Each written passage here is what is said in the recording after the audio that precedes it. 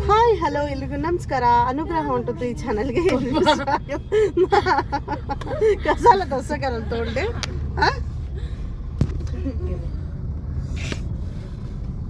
ನಾ ಸಮಧಿ ಕರ ಯಾಕೆ ಅವ್ರು ಹಂಗೆ ಮಾಡ್ತೀರ? ಯಾಕೆ ಈ ಥರ ಮಾಡ್ತೀರ ಮುಖ?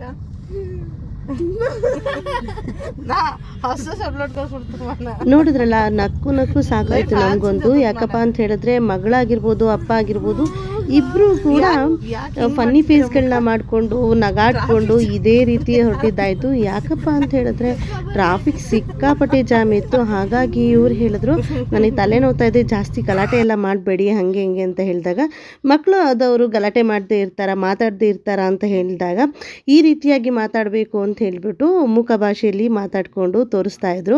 ಹಾಗಾಗಿ ನಾನು ಕೂಡ ಹೇಳ್ತಾ ಇದ್ದೆ. ಆ ಮೂಕ ಭಾಷೆಯನ್ನು ನೋಡಿ ನಮಗಂತೂ ಸಿಕ್ಕಾಪಟ್ಟೆ ನಗು ಬಂತು. ಇವಾಗಲೂ ಕೂಡ ಅಷ್ಟೇ, ಡ್ರೈವಿಂಗ್ ಮಾಡೋದು ಹೀಗೆ ಹೋಗೋಣ ಹಾಗೆ ಹೀಗೆ ಅಂತ ಹೇಳ್ತಾ ಇದ್ರು. ಅದೇ ರೀತಿಯಲ್ಲಿ ಸಿಕ್ಕಾಪಟ್ಟೆ ಟ್ರಾಫಿಕ್ ಅಂತೂ ಜಾಮ್ ಅಂತೂ ತುಂಬಾ ಟ್ರಾಫಿಕ್ ಜಾಮ್ ಇತ್ತು. ಒಂದೊಂದು ಸಿಗ್ನಲ್ಲಿಗೆ ನಿಲ್ಲಿಸಿದ್ರು ಕೂಡ ಒಂದೊಂದು ಸಿಗ್ನಲಲ್ಲಿ ನಮಗೆ 15ರಿಂದ 20 ನಿಮಿಷ ಆಗ್ತಾ ಇತ್ತು. ಯಾಕಪ್ಪ ಅಂತ ಹೇಳಿದ್ರೆ ನಾವು ದಸರಾಗೆ ನಮ್ಮಮ್ಮನ ಮನೆಗೆ ಹೊರಟಿರೋದು. ಇಲ್ಲಿ ಗುರುಗುಂಟೆಪಾಳ್ಯ ಆಗಿರ್ಬೋದು ಅಥವಾ ಹೆಬ್ಬಾಳ ಆಗಿರ್ಬೋದು, ಈ ಏರಿಯಾ ಸಿಕ್ಕಾಪಟ್ಟೆ ಜಾಮ್ ಅಂದರೆ ತುಂಬಾ ಜಾಮ್ ಆಗಿತ್ತು. ನಾವು ಗೊತ್ತಿಲ್ಲದೆ ನಾವು ಹೋಗುವಂಥ ಟೈಮು ಬೇಗ ಹೊರಟ್ಬಿಡೋಣ ಅಂತ ಹೇಳ್ಬಿಟ್ಟು ಒಂದು ಈವ್ನಿಂಗ್ 6 ಗಂಟೆ 6:30 ಅಷ್ಟೊತ್ತಿಗೆ ಹೊರಟ್ವಿ. ಆದರೆ ನಾವು ರೀಚ್ ಆಗಿದ್ದು ಎಷ್ಟು ಗಂಟೆಗೆ ಅಂದರೆ 3 ಗಂಟೆ ಮಧ್ಯರಾತ್ರಿ ಆ ರೀತಿಯಾಗಿ ರೀಚ್ ಆಗೋ ಹಾಗಾಯಿತು. ಇವನು ಕೂಡ ನನ್ನ ಜಾ ಲೈನ್ ಇದೆ ಹಾಗೆ ಹೀಗೆ ಅಂತ ಹೇಳಿಬಿಟ್ಟು ತೋರಿಸ್ಕೊಂಡು ಬಂದ್ವಿ. ತುಂಬಾ ಹೊಟ್ಟೆ ಬೇರೆ ಹಸಿವಾಗಿತ್ತಲ್ಲ, ಹಾಗಾಗಿ ಅಲ್ಲೇ ಇದ್ದಂಥ ಒಂದು ಡಿಮಾರ್ಟ್ಗೆ ಕೂಡ ಹೋಗೋಣ ಅಂಥೇಳಿ ಅಂದ್ಕೊಂಡು ಡಿಮಾರ್ಟ್ಗೆ ಕೂಡ ಹೊರಟ್ವಿ. ನೋಡಿದ್ರಲ್ಲ ಎಷ್ಟೊಂದು ಟ್ರಾಫಿಕ್ ಜಾಮ್ ಇದೆ ಅಂತ ಹೇಳಿ. ಇಲ್ಲಿ ಡಿಮಾರ್ಟ್ ಕೂಡ ಬಂದ್ವಿ. ಅಲ್ಲಿ ಕೆಲವೊಂದಿಷ್ಟು ಸ್ನ್ಯಾಕ್ಸ್ಗಳನ್ನೆಲ್ಲ ಪರ್ಚೇಸ್ನ ಮಾಡಿಕೊಂಡು, ಪಾಪ್ಕಾರ್ನ್ ಆಗಿರ್ಬೋದು, ಸ್ವಲ್ಪ ಲೇಸ್, ಬಿಸ್ಕೆಟ್ಸು ಇದನ್ನು ಇಟ್ಕೊಂಡು ತಿನ್ಕೊಂಡು ಹೋಗೋಣ, ಬೇರೆ ಮತ್ತೆ ಎಲ್ಲಾದರೂ ನಿಲ್ಲಿಸಿ ಊಟ ಮಾಡಿದರೆ ಆಯಿತು ಅಂತ ಹೇಳಿಬಿಟ್ಟು ನಾವು ಅಲ್ಲಿಂದ ಕೆಲವೊಂದಿಷ್ಟು ಸ್ನ್ಯಾಕ್ಸ್ಗಳನ್ನೆಲ್ಲ ತೊಗೊಂಡು ಹೊರಟಿದ್ದಾಯಿತು. ನಾವು ಹೋಗ್ತಾ ದಾರಿಲಿ ತುಂಬಾ ಚೆನ್ನಾಗಿ ದಸರಾದ ಲೈಟಿಂಗ್ಸ್ ಆಗಿರ್ಬೋದು ಎಲ್ಲ ರೋಡ್ಗಳಲ್ಲೂ ಹಾಕಿದ್ರು. ಅದನ್ನು ಹಾಗೆ ಕ್ಲಿಪ್ಪಿಂಗ್ನ ತಗೊಂಡೆ. ಅದ್ರ ಜೊತೆಗೆ ನಮ್ಮ ಯಜಮಾನರು ಕೂಡ ಹಾಡು ಹೇಳ್ಕೊಂಡು ದೇವ್ರ ಹಾಡು ಹೇಳ್ಕೊಂಡು ನಾವು ಹೊರಟಿದ್ದಾಯಿತು. ನಾವು ತುಂಬಾ ಚೆನ್ನಾಗಿತ್ತು ಈ ಒಂದು ಟ್ರಿಪ್ ಅಂತಲೇ ಹೇಳ್ಬೋದು.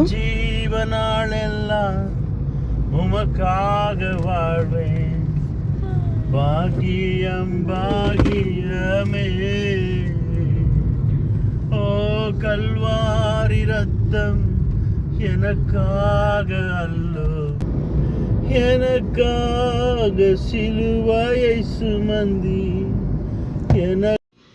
ಮತ್ತೆ ಹಂಗೆ ಹೊರಟ್ರೆ ನಮಗೆ ಊಟ ಸಿಗೋದಿಲ್ಲ ಅಂತ ಹೇಳ್ಬಿಟ್ಟು ಇಲ್ಲೊಂದು ಹೋಟೆಲ್ ಹತ್ರ ಕೂಡ ನಿಲ್ಲಿಸಿದ್ರು. ಹೋಟೆಲ್ ಹತ್ರ ನಿಲ್ಲಿಸ್ಬಿಟ್ಟು ಊಟ ಮಾಡ್ಕೊಂಬಿಡೋಣ ಅಂದರೆ ಆಲ್ರೆಡಿ ಆಗೋಗ್ಬಿಟ್ಟಿತ್ತು, 10 ಗಂಟೆ ಆಗೋಗ್ಬಿಟ್ಟಿತ್ತು. ಆಮೇಲೆ 10:30 ಆದಮೇಲೆ ಹೈವೇಲೆಲ್ಲ ಹೋಟೆಲ್ಗಳು ಸಿಗೋದು ಕಮ್ಮಿ ಅಲ್ವಾ, ಡಾಬಾ ಹಾಗೆ ಹೀಗೆ ಹುಡ್ಕೊಂಡು ಹೋಗಬೇಕಾಗತ್ತೆ. ಬೇಡ ವೆಜ್ನೇ ಏನಾದರೂ ಊಟ ಮಾಡ್ಕೊಳ್ಳೋಣ ಅಂಥೇಳಿ ಊಟ ಮಾಡ್ಕೋತಾ ಇದ್ವಿ. ನನ್ನ ಮಗಳು ಕೂಡ ಇನ್ಸುಲಿನ್ ಅಜ್ಜಿಗೆ ಹಾಕಬೇಕಿತ್ತು. ಅವಳು ಟೇಕ್ ಕೇರ್ ಮಾಡಿ ಎಲ್ಲಾದರೂ ಹೋದರೆ ಪ್ರತಿ ದಿವಸ ಅವರೇ ಹಾಕೋತಾರೆ. ಎಲ್ಲಾದರೂ ಹೋದರೆ ಬಂದರೆ ಅವರಿಗೆ ಎಷ್ಟು ಪರ್ಸೆಂಟ್ ಹಾಕ್ಕೊಳ್ತೀನಿ ಅನ್ನೋದು ಕೂಡ ಗೊತ್ತಾಗೋದಿಲ್ಲಲ್ಲ. ಹಾಗಾಗಿ ಎಲ್ಲಾದರೂ ಹೋದರೆ ಬಂದರೆ ಮಾತ್ರ ನಾವು ಹಾಕಬೇಕಾಗಿರುತ್ತೆ. ಎಲ್ಲ ಊಟನೆಲ್ಲ ಆರ್ಡ್ರ್ ಮಾಡಿಬಿಟ್ಟು ವೇಟ್ ಮಾಡಿ ಕೂತ್ಕೊಂಡಿದ್ವಿ.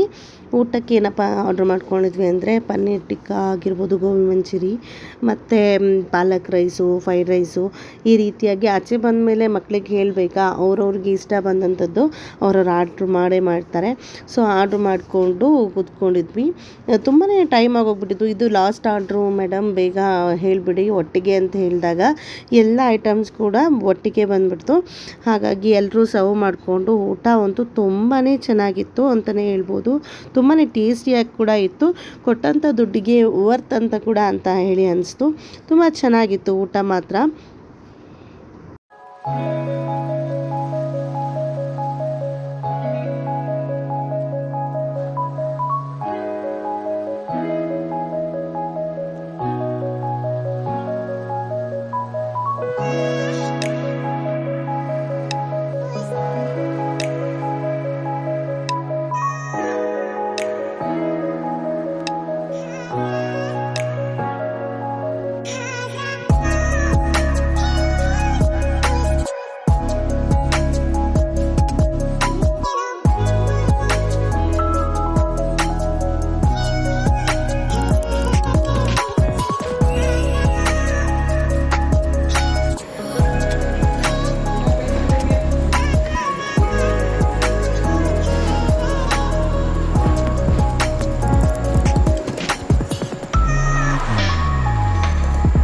ಇನ್ನು ಊಟ ಎಲ್ಲ ಮುಗಿದ ಮೇಲೆ ಸ್ವೀಟ್ ಕೂಡ ತಿನ್ನೋಣ ಅಂತ ಹೇಳ್ಬಿಟ್ಟು ಜಾಮೂನನ್ನು ತೊಗೊಂಡು ಅಲ್ಲಿಂದ ಮತ್ತೆ ಹೊರಟ್ವಿ.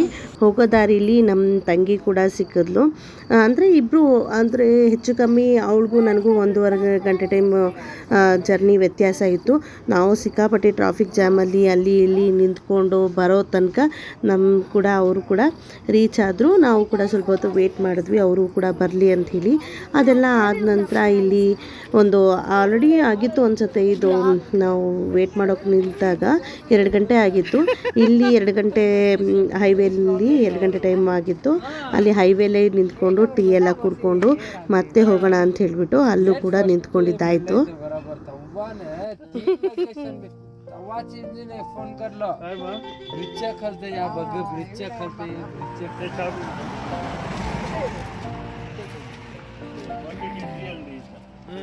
Hi guys, like and subscribe.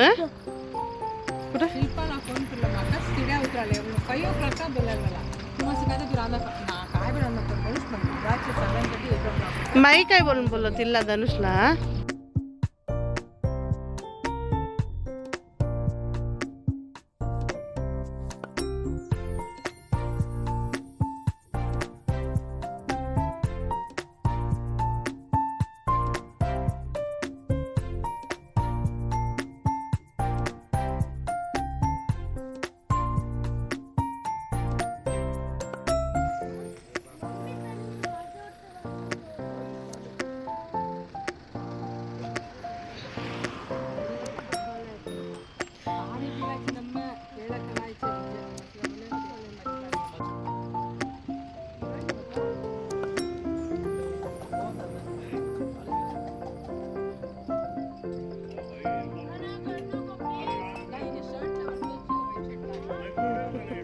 तू बोलला तरच तेव्हाच कॉन्सन्ट्रेट यायचं.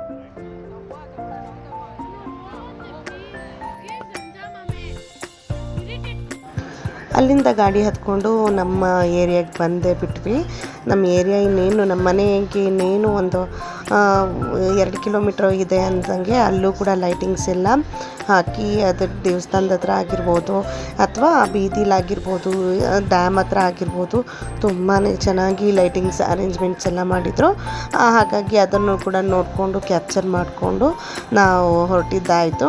ಇಲ್ಲಿ ನೋಡ್ತಾ ಇರ್ಬೋದು ಡ್ಯಾಮ್, ಅಂದರೆ ಡ್ಯಾಮ್ ಏನು ಗೇಟ್ ಇರುತ್ತಲ್ಲ ಆ ಒಂದು ವ್ಯೂ ಈ ರೀತಿಯಾಗಿರುತ್ತೆ. ನೈಟ್ ಟೈಮಲ್ಲಿ ಲೈಟಿಂಗ್ಸ್ ಎಲ್ಲ ಹಾಕಿರ್ತಾರೆ. ನೀರಂತೂ ಬಿಟ್ಟರೆ ತುಂಬಾ ಚೆನ್ನಾಗಿರುತ್ತೆ ಅಂತಲೇ ಹೇಳ್ಬೋದು. ನೀರು ಬಿಟ್ಟಾಗ ನೋಡೋದಕ್ಕೇ ಒಂಥರ ತುಂಬ ಖುಷಿ ಆಗುತ್ತೆ. ಹಾಗೆ ಈ ರೀತಿಯಾಗಿ ನಾನು ಕ್ಯಾಪ್ಚರ್ನ ಮಾಡಿಕೊಂಡು ಹೊರಟಿದ್ದಾಯಿತು. ಇನ್ನೇನು ಈ ಮನೆ ಹತ್ರ ಬಂದೇ ಬಿಟ್ವಿ. ಮನೆ ಹತ್ರ ಬರ್ತಿದ್ದಂಗೆ ಈ ಒಂದು ಆರ್ಚ್ ನಮಗೆ ತುಂಬಾ ಮೆಮೊರಿ ಕ್ರಿಯೇಟ್ ಮಾಡುತ್ತೆ ಅಂತಲೇ ಹೇಳ್ಬೋದು. ಇದೇ ಲೈನಲ್ಲಿ ನಮ್ಮ ಮನೆ ಕೂಡ ಇರೋದು. ಹಾಗಾಗಿ ಈ ಬೀದಿಗೆ ಬಂದ್ರೇ ಒಂಥರ ಉಲ್ಲಾಸ, ಖುಷಿ ಎಲ್ಲ ಒಟ್ಟೊಟ್ಟಿಗೆ ಅನಿಸುತ್ತೆ. ಅಳು ಆಗಿರ್ಬೋದು, ಖುಷಿ ಆಗಿರ್ಬೋದು, ನಗು, ನಾವು ಇದ್ದಂಥದ್ದು ಎಲ್ಲವೂ ಒಂದು ನಿಮಿಷ ನೆನಪು ಮಾಡಿ ಕೊಟ್ಬಿಡುತ್ತೆ. ಇನ್ನೇನು ನಾವು ನಮ್ಮ ಅಮ್ಮನ ಮನೆಗೆ ಬಂದ್ವಿ. ಅಮ್ಮನ ಮನೆ ಆಗಿತ್ತು, ಈಗ ತಮ್ಮನ ಮನೆ ಆಗಿದೆ. ಹಾಗಾಗಿ ಬಂದ್ವಲ್ಲ, ಬಂದ ಕೂಡಲೇ ನನ್ನ ತಂಗಿ ಬಾಗಿಲು ಓಪನ್ ಮಾಡಿಬಿಟ್ಟು ಅಲ್ಲಿಂದ ಒಳಗಡೆ ಹೋದ್ವಿ. ಅಲ್ಲಿ ನಾವು ಮನೆ ಒಳಗಡೆ ಹೋಗೋಷ್ಟರಲ್ಲಿ ನನ್ನ ಚಿಕ್ಕ ತಂಗಿನೂ ಏನು ರೋಡಲ್ಲಿ ಸಿಕ್ಕಿದ್ಲಲ್ಲ, ಅವಳು ಕೂಡ ಎಂಟ್ರಿ ಆಗಿದ್ದ ಕೂಡಲೇ ನಮ್ಮ ಆ ಒಂದು ವೈಬ್ ಅಂತೂ ನಮಗೆ ತುಂಬಾ ಖುಷಿ ತಂದು ಕೊಡುತ್ತೆ ಅಂತಲೇ ಹೇಳ್ಬೋದು. ಯಾಕಪ್ಪ ಅಂತ ಹೇಳಿದ್ರೆ ಇಲ್ಲಿ ನಾವು ಎಷ್ಟು ಸರಿ ಆಟ ಆಡಿದ್ದೀವಿ, ಹತ್ತಿದ್ದೀವಿ, ನಕ್ಕಿದ್ದೀವಿ, ಏಟ್ ತಿಂದಿದ್ದೀವಿ ಅಲ್ವಾ. ಹಾಗಾಗಿ ಅದೆಲ್ಲ ಒಟ್ಟೊಟ್ಟಿಗೆ ನೆನ್ಪು ಮಾಡಿಕೊಂಡು ನಾವಂತೂ ಒಳಗೆ ಹೋಗಿದ್ದಾಯಿತು. ನೋಡೋದ್ರಲ್ಲ, ಈ ವಿಡಿಯೋ ನಿಮ್ಗೆಲ್ರಿಗೂ ಇಷ್ಟ ಆಗಿರುತ್ತೆ ಅಂತ ಅಂದ್ಕೊಂಡಿದ್ದೀನಿ. ಇಷ್ಟ ಆಗಿದರೆ ದಯವಿಟ್ಟು ಒಂದು ಲೈಕ್, ಶೇರ್, ಕಾಮೆಂಟ್, ಸಬ್ಸ್ಕ್ರೈಬ್ ಮಾಡೋದನ್ನು ಮರಿಬೇಡಿ. ನೆಕ್ಸ್ಟ್ ವಿಡಿಯೋ ಹಬ್ಬದ ದಿವಸದ ವ್ಲಾಗ್ ಆಗಿರುತ್ತೆ. Thank you for watching. Bye.